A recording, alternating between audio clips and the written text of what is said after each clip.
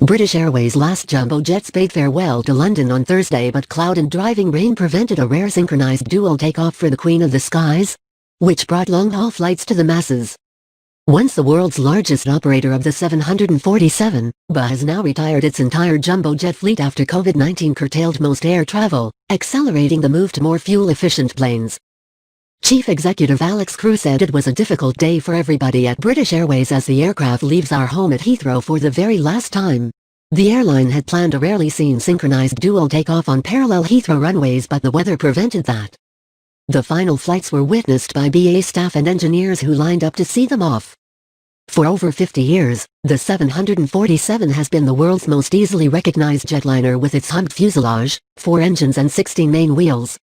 It took its maiden flight in 1969 and soon secured its place in history as a jet which allowed more affordable air travel due to its size and range. Passengers have included John Paul II, who arrived for the first visit to Ireland by a Pope on an Aer Lingus 747 in 1979.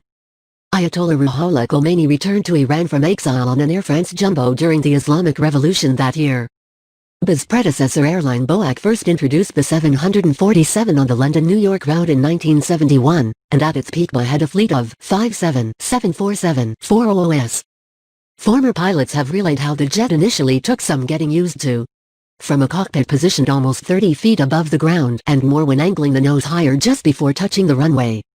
It was like landing a block of flats from the second floor, Hugh Dibley, a former BOAC captain, told Reuters.